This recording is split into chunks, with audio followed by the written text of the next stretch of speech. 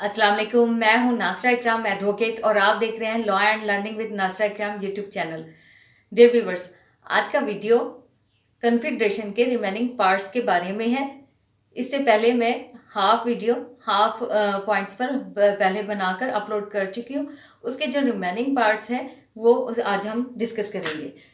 Confederation के बारे में जैसे मैंने प्रीवियस लेक्चर में बताया कि ये एसोसिएशन है by agreement between two sovereign states, यानी आज़ाद रियासतें किसी ख़ास पर्पस के लिए कन्फेडरेशन करती हैं। वो पर्पस पॉलिटिकल इकोनॉमी भी हो सकता है या डिफेंस भी, या कोई एक स्पेसिफिक पर्पस भी हो सकता है, टाइम बीइंग भी हो सकता है, लॉन्ग लास्टिंग भी हो सकता है, विड्रॉल भी हो सकता है, रेवोकेशन भी हो सकती है।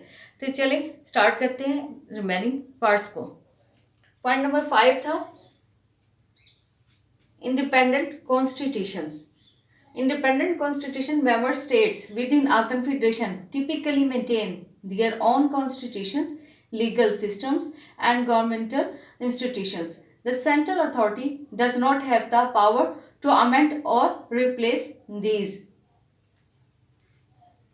जो रियासतें एग्रीमेंट करके कन्फेडरेशन कर रही हैं, उन दोनों रियासतों का अपना अपना अलग आइन यानी कॉन्स्टिट्यूशन होगा।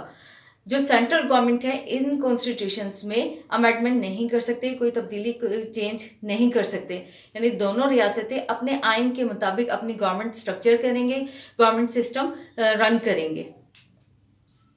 नंबर 6 है लैक ऑफ डायरेक्ट सिटीजनशिप.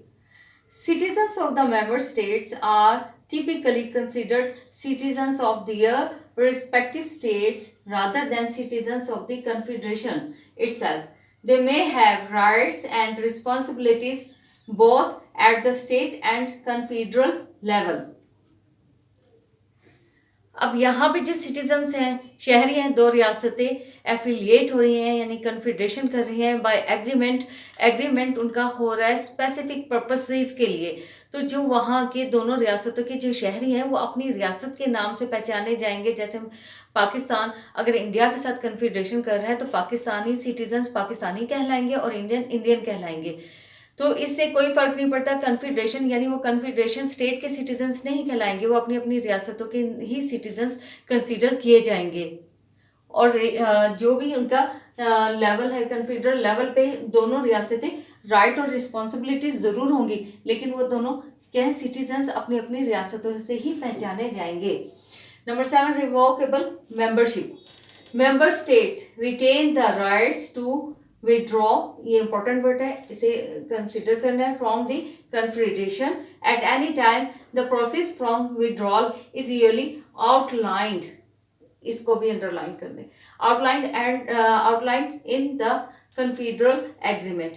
अब विड्रॉ क्या होता है? वापस लेना। जो एग्रीमेंट किया है, अगर कोई रियासत चाहती है कि अब इसे कंटिन्यू नहीं करना तो विड्रॉ कर सकते हैं, वापस ले सकते हैं या ख़त्म कर सकते हैं, लेकिन कैसे? इस आउटलाइन के मुताबिक। ये आउटलाइन क्या है? वो जो उन्होंने एग्रीमेंट में टर्म्स एंड कंडीशंस मुतय्यन की थी, फिक्स की थी कि इसी तरह से हमने एग्रीमेंट करना है। जैसे एक आम एग्रीमेंट भी लिखा जाता है कि उसमें टर्म्स और कंडीशंस होते हैं कि फला प्रॉपर्टी फला टाइम पे डिलीवर करेंगे और उसके वजह इतने पैसे वसूल करेंगे। तो जब दो रियासतें किसी स्पेसिफिक पर्पस, बिलफर्ज इकोनॉमिक है या डिफेंस है, तो उनकी टाइम पीरियड होगा। उस टाइम पीरियड जिस टाइम पीरियड के लिए वो है कि इतने अरसा हमने कन्फेडरेशन करनी है, ये राइट्स एंड ड्यूटीज़ होंगे, वो आउटलाइंड होंगे। अगर उसमें लिखा हुआ है कि एट एनी टाइम या आफ्टर 6 मंथ, या कोई अगर स्टेट चाहे तो विड्रॉ कर सके, करना चाहे तो विड्रॉ कर सकती है मेंबरशिप से, यानी कि कन्फेडरेशन ख़त्म कर सकती है, तो वो इसमें इस आउटलाइन में वो कंडीशन दर्ज होगी। उसी आउटलाइन, इस एग्रीमेंट की उस आउटलाइन के मुताबिक वो विड्रॉ कर सकते हैं या रिवोक कर सकते हैं, ख़त्म कर सकते हैं। लेकिन ये रिवोक होता है ख़त्म करना, ब्रीच को इस मीनिंग में नहीं लेना। ब्रीच होता है तोड़ देना, माहिदे की खिलाफ वर्जी कर देना, उसकी तो फिर रेमेडी है ना, उसके लिए तो फिर और अलग प्रोसीजर हो जाएगा। यहाँ पे क्या है कि अब वो मजीद लॉन्ग लास्टिंग नहीं होती, उनका जो पर्पस था वो पूरा हो गया और वो ख़त्म करना चाहते हैं। Common goals. Member state join a confederation to pursue common goals or interests such as collective security, economic cooperation, or the facilitation of trade. These, अब यहाँ पे क्या किया है कि सिक्योरिटी भी हो सकती है पर्पस इनका, इकोनॉमिक कॉपरेशन भी हो सकता है और ट्रेड भी हो सकती है। ये कॉमन गोल्स हो सकते हैं जिसके लिए, यानी पर्पस हो सकते हैं जिसके लिए कन्फेडरेशन दो रियासतें कर रही हैं। These goals reflect shared challenges और अपॉर्चुनिटीज। जो उन्होंने तय किया है उनका कोई ना कोई मोटिव होगा ना जिसके लिए वो एग्रीमेंट कर रहे हैं, जो वो अचीव करना चाह रहे हैं उसको अचीव करने के लिए जो उन्होंने एग्रीमेंट किया है उसके ये पर्पजेस भी हो सकते हैं। जब ये पर्पजेस पूरे होंगे तो वो ये एग्रीमेंट ख़त्म भी कर सकते हैं या मजीद किसी पर्पज़ के लिए फिर कन्फेडरेशन भी कर सकते हैं। अब इसके एग्जाम्पल्स में हिस्टोरिकल, सबसे पहले हिस्टोरिकल में देखते हैं तो article of confederation.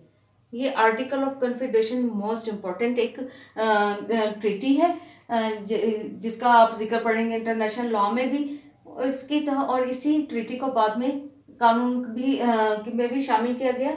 In the अब क्या है, the article of the confederation in the early United states which preceded the adoption of the US constitution. इसी ट्रीटी से ही उन्होंने यूएस कॉन्स्टिट्यूशन यानी इब्तदा में जब यूनाइटेड स्टेट्स थी तो स्टेट थी, ठीक है, तो उसमें फिर कन्फेडरेशन, आर्टिकल ऑफ कन्फेडरेशन को ही कॉन्स्टिट्यूशन में कंसीडर किया गया। सेकंड नंबर पे आ जाता है European union which started as a confederation but has evolved into a more complex supranational entity।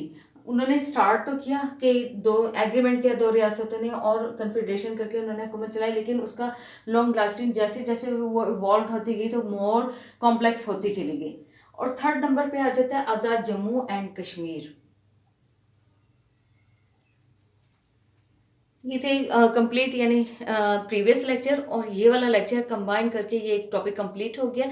अब मैं इसका कंप्लीट ओवरव्यू देती हूँ बोर्ड पे जूम करके, ताकि आप लोगों को असाइनमेंट लिखने में, पॉइंट समझने में और मज़ीद आसानी हो जाए। तो उम्मीद है ये दोनों का जो वीडियोस हैं आपको अच्छे से समझ, यानी कन्फेडरेशन को का कॉन्सेप्ट जो है अच्छे से क्लियर हो गया होगा। फिर भी अगर कोई पॉइंट है, कोई क्वेश्चन है, कोई बात समझ नहीं आती, कोई लाइन नहीं समझ आती, किसी वर्डिंग की अंडरस्टैंडिंग नहीं हो रही, तो आप मुझे कमेंट बॉक्स में लिख सकते हैं। तो चलें मिलते हैं नेक्स्ट वीडियो में और इसका देखते हैं जूम।